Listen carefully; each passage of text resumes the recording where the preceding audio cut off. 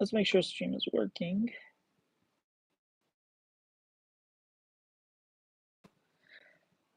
That is not what I wanted. How do I view your channel? Make sure my audio is up. Videos live. There we go. Oh, that's not how you do that. I don't know what all these buttons are for, but they're there. Oh, it says scheduled. Okay, I am live. All right, I'm actually live. Now I have to edit the settings because it doesn't do it itself. On, save, control room.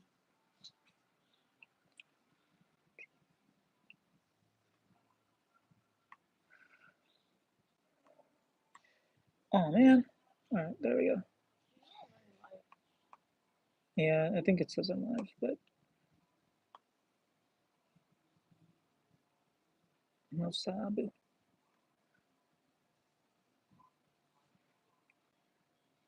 Did you get a notification? Oh, okay. Thank you. Hmm. Meu Deus. Ping.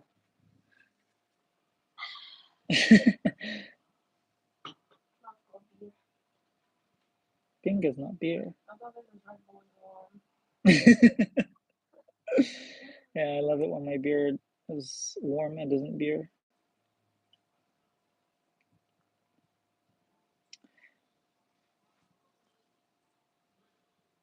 Here's the problem with that. LOL esports.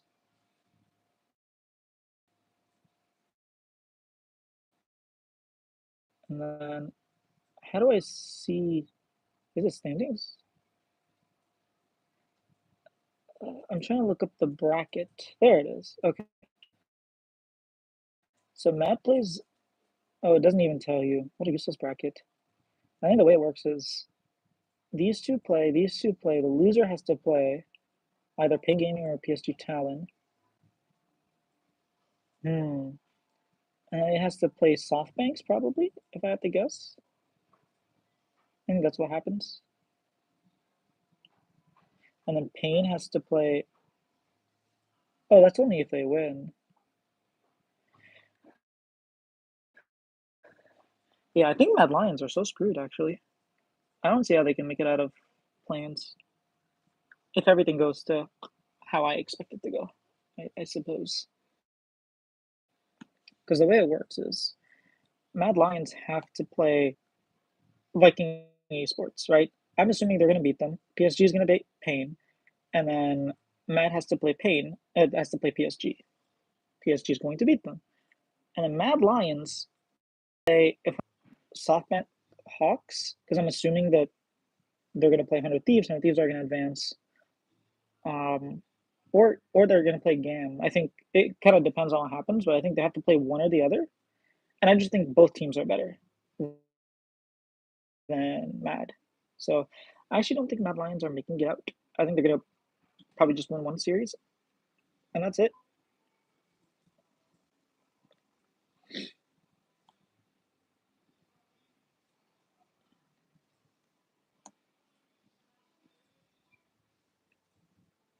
Yeah, I don't know. I think maybe is it a best of 5 to make it out, or is it still a best of 3? Because maybe it's a best of 3. There's a chance, but I don't. If I understand this, like it doesn't necessarily show me the bracket, but if I understand the bracket correctly, they just yeah they just lose. No, okay, best of 3, best of 3. Then we get best of 3s again. It's all best of 3. There's no best of 5. Yeah, they're screwed. They're so screwed. Let's see how Mad make it out. They're genius. Uh,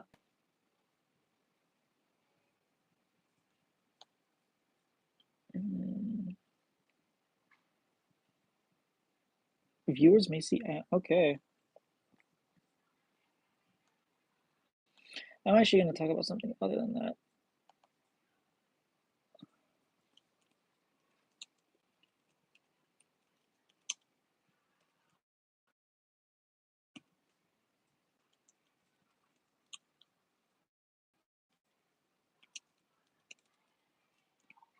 I don't know how to spell. Everyone. Bwipo flaming everyone like it's. Oh, that's not what I meant to say. Everyone for. I actually want to talk about Bwipo. Although I do think Mad Lions aren't going to make it. We can talk about that later when they actually lose. Um, oh, wow. Yeah, Bwipo. I know a lot of people reacted to what Bwipo said. I think overall what he said was fine. I think there's one specific clip where Bwipo kind of went overboard, and I think he talked about it as well, or he tried to fix it and like be less serious. I mean, but yeah, he definitely went above across the line, in my opinion, with some of the stuff that he was saying about just EU pros. He was like 10 and was wishing like AIDS on people, and wishing like something bad happens to him at night, like, and then he like tried to tone it down.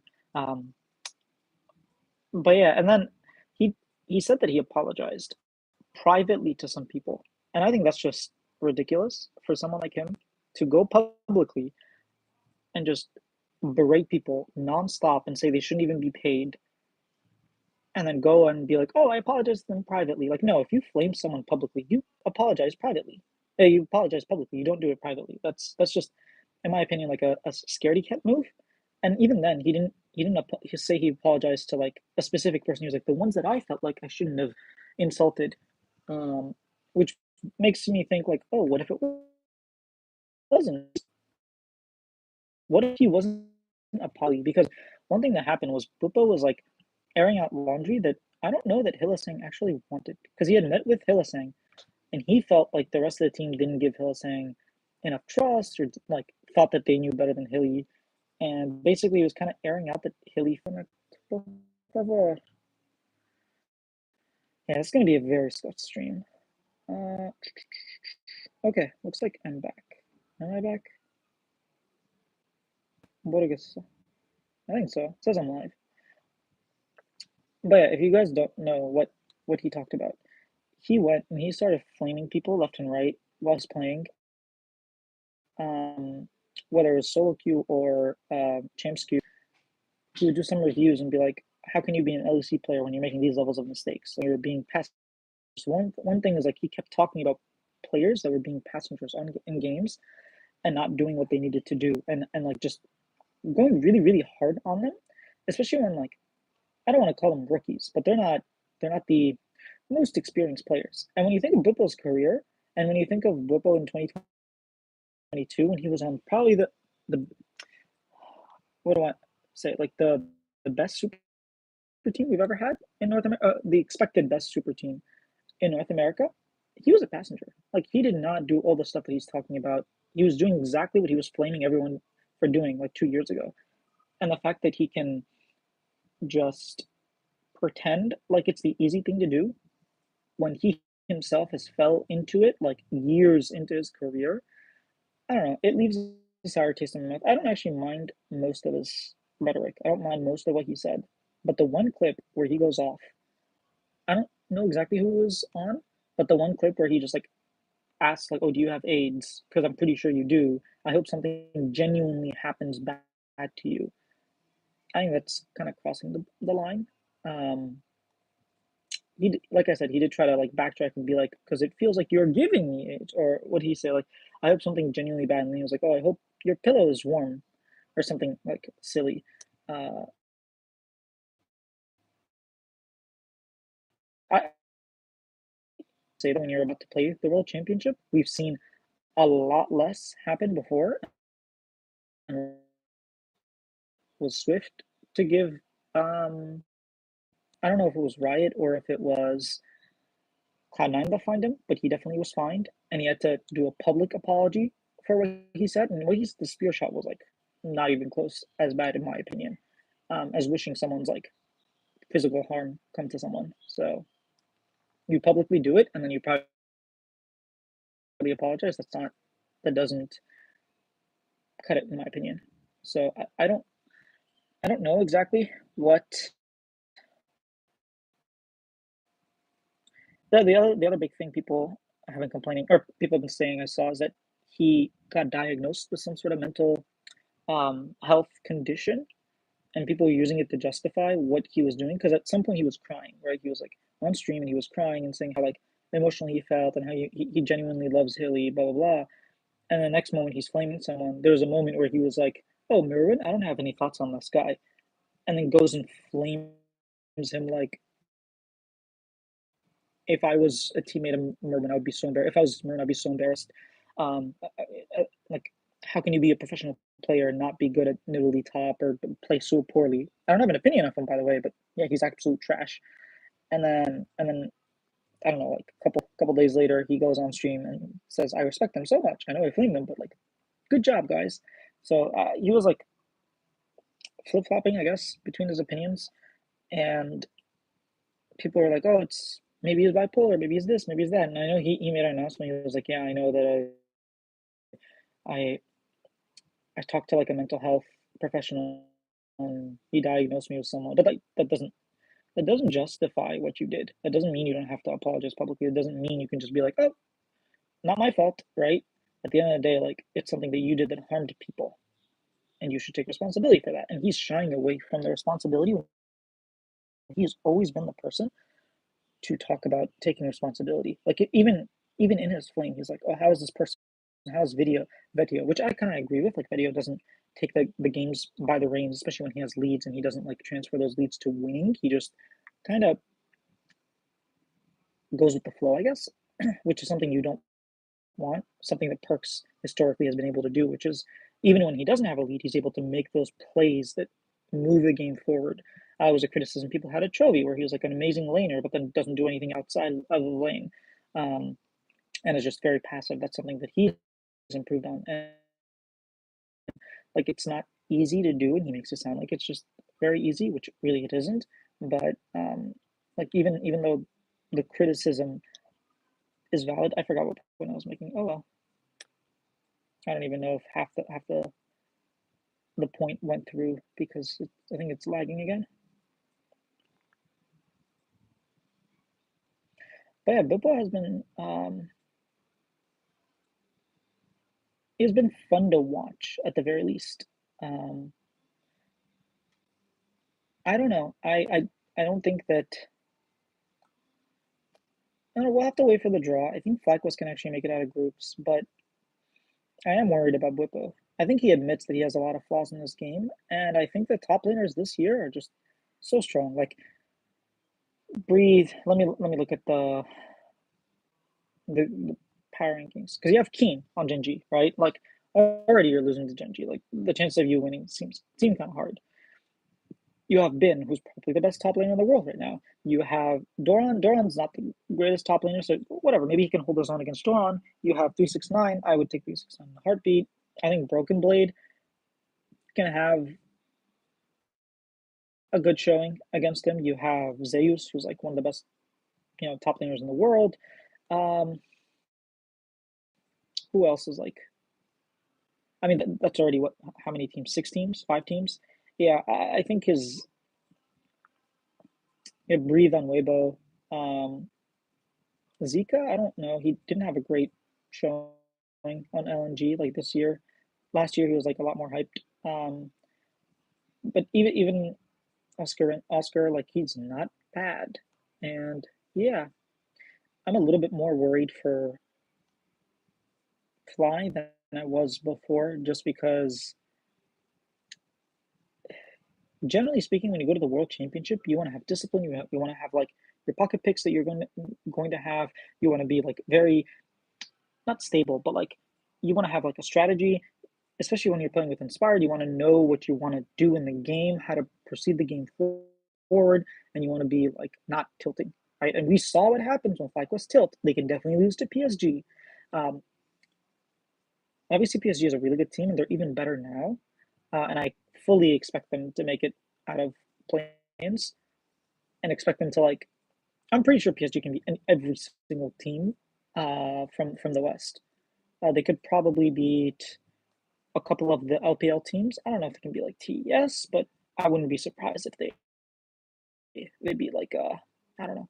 Well, LNG, yeah, I wouldn't be surprised if they beat like DK Plus or an LNG. Like I could see it happening, um, just because the way they play and Junji is like a monster. He's such a good jungler. So yeah, I wouldn't necessarily be surprised if FlyQuest have a rematch with PSG and they lose again. Um, yeah, I don't know. I we saw what Tilted Bwipo can do internationally and just run it down and try to push advantages more than he needs to. Like it all went downhill when Bwipo on Urgot tried to keep going after they got one kill and that ended up like having the entire team dying and then happened over and over and over again until they just straight up lost both games. So I can see that happening again. And if Bwipo is like super unstable and is just like not able to control his emotions and let the game flow the way it should, I can see them just like completely bombing out and Team Liquid making it out of Swiss and FlyQuest not. I was more confident in FlyQuest after the finals because of what I saw from the team, but after this whole like paliasada or this whole like episode with Bwipo, I'm a little bit worried because of his past history, right? We've seen Bwipo like straight up run down and not care, and like we've seen Bwipo in big games run it down so many times. Against Wonder, he just had that mental block. Every time he goes to the finals, he has that mental block where he just fell. Um, and like that's not something I'm making up. It's something he has said that he has some sort of mental block when it came to finals, and he went through therapy and tried to figure that out. And I don't know how much of that is like going to be a problem when he's acting like this. It is quite scary for North American fans. It's hilarious. It's amazing content. So many people have done like react. I watched Dom react to Bwipo. I think I saw a couple other people. Um, I think some of what he says is like pretty cool, like necessary as well. I think him pushing other European players to be better is always a good thing. Um, but yeah, just seeing the roller coaster of Bwipo is not motivating as a North American fan who wants to see his team succeed. Um, I don't know how other FlyQuest fans feel. I could ask them and see if they feel like, oh, this is just Bwipo, this is our Bwipo that we love and adore, or if they're like, yeah, what the hell, this is not the Bwipo we signed up for. Especially because like last year, there was clips of him being like, oh, you have to be more mature. You're a professional player. This is how you're not supposed to act this way. And like, if you flame people in solo queue, like, are you really um, can you really be a professional player if you do that? Yada yada. And now he's just flaming everybody because they inted Hilly or because they inted him. He was 1 in 10 in that clip. I still can't get my head around. Like, why do you think that Talia would trust you when you're 1 in 10 or 1 in 9 at that moment, and you just no voice comms? Yeah, it's messed up. But um, on the bright side, G2 is supposedly ranked fifth in the world. Uh, how? Right now they're fifth. I don't know. Riot has some sort of metric. I'm looking at it. G2 are 38 and 11, so I guess that makes sense. They're 1480 points. They're almost. I wonder where the second best Fnatic is 1374. Where's the highest LCS team? The highest LCS team is Team Liquid at 1371. How are they 3 points lower than Fnatic when they beat Fnatic twice? They have a better winning record. They have a better win percentage. I don't know how Fnatic have higher score. Like, what is this based upon? A mixture of the following results: strength of opponent. So the head to head is in Team Liquid's favor. I guess the only way you could say is because Fnatic beat G2 and G2 like are supposed to be really good. Margin of victory, games win, lost. Context of play, Worlds playoffs is more important than regular season. So then, yeah, I think a lot of it is driven by, yeah, I don't know. I don't know how you could say Fnatic has a higher ELO score than Team Liquid. Okay. Margin of victory, 46 to 27. Oh, it's probably average strength of opponent because margin of victory, the average strength opponent for Fnatic is 1318, and for Team Liquid is 1283. So I think that's one of the reasons why. Oh, I guess because they lost to FlyQuest, they lost a bunch of points and they finished second. So they're not they were 1386 and they lost a bunch of points. I think that's why. Then when I look at Fnatic, they were 1382, so they were lower than them. But then losing the finals took them 1374. I guess they didn't lose as much because they lost to G2, whereas TL lost to Fly, who were lower rated. But then, yeah, FlyQuest jumped so high. They went from, what is it? They went from 1299 and then beat Cloud9 and beat Team Liquid in 1351. But somehow, 1282, their average strength of opponent is 1282, and Team Liquid is 1283. How's that even possible?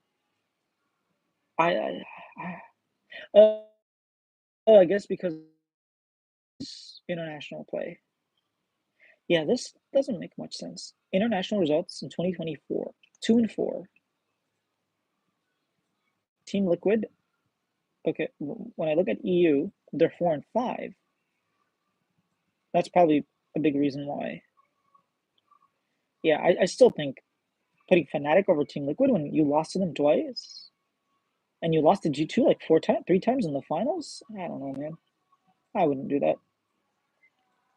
But that's how ELO works, I guess.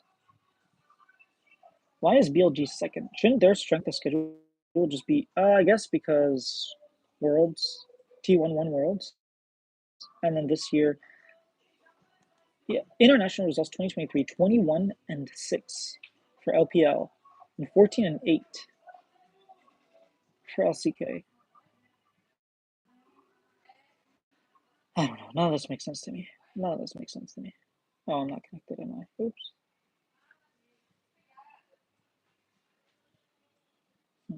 Okay, now I think I'm connected.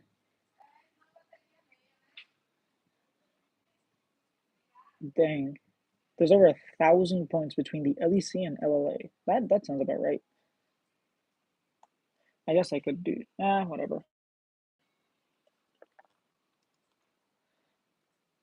But yeah, Bwipo shenanigans, I think, as long as he keeps it to like their gameplay, I don't mind him saying stuff like, "Oh, this person should lose their job," or "This person like, how is this person a professional player being paid?" That kind of stuff. Whatever. You just think that they're not good players. That's cool. That's fine. I don't blame you for that.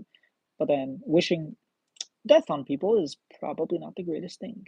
Don't do that. And I do think he should be fined. I think Riot should fine him because that's not cool. Especially if, like, imagine that's a sponsored stream, right? You have your sponsor logos going up, and someone clips that and shows it to NZXT and be like, "Oh, I didn't realize you were sponsoring these people." That's just not cool, right? No reason for that stuff to happen. It is what it is, I guess. So, where is Pain Gaming? So somehow, Pain is higher than Loud, despite Loud winning like 5 splits in a row. I don't know, whatever. Immortals is higher than Pain. R7 is higher than Immortals. At least Shopify is higher than Immortals. Oh wow, DRX and Shopify are tied for 41st. Despite they have a 19% win rate, and we have a 28% win rate. But we're tied because of some strength of schedule. Giant X NRG are better than Team Heretics? I don't know about that. 100 Thieves. Dude, the number of teams. KC are better than 100 Thieves. EDG, Mad Lions, TT, Fox, LGD. Come on, man. I guess LG, yeah. PSG 19th. BDS are better than PSG? No way. Dude, yeah, I don't know. It's so funny. The number of teams that are in the top percentage of the world that didn't make it, like, let's go through here. JDG didn't make it, but they're 8th in the world. KT didn't make it, they're 9th in the world. NIP didn't make it, they're 12th in the world. Fnatic made it, they're 13th in the world. AL didn't make it, top 15th. BDS didn't make it, they're 17th. FPX 18th. WE 20th. And then you have freaking where are GAM 37th in the world made it. Where's the LLA champion? VKE 48th in the world made it. Well, I guess they didn't make it to the main stage, so we'll see. Anyways, that's all. I don't think Mad Lions are making it to Worlds. I'll give it like a 5% chance that they win. I know it's a hot take. People just expect them to go. They expect PSG, Mad 100, and then whatever. Probably soft, like Hawks, maybe. I don't know what people are expecting, but I think that it's going to be the Hawks. I think Pain Gaming is going to make it. Maybe not even Pain. Like who else? 100, obviously. PSG, obviously. Then you have probably SoftBank and Pain Gaming, if I had to guess. Maybe even like 100 SoftBanks, GAM, and PSG. Like that legitimately could happen. I think GAM looked pretty good. I didn't watch all their games, but from what I did watch, I would take GAM over. Yeah, I would take GAM or the Hawks over Mad. Pain Gaming is kind of hard to take over Mad, but they might. We'll see. All right, that's all I had for today.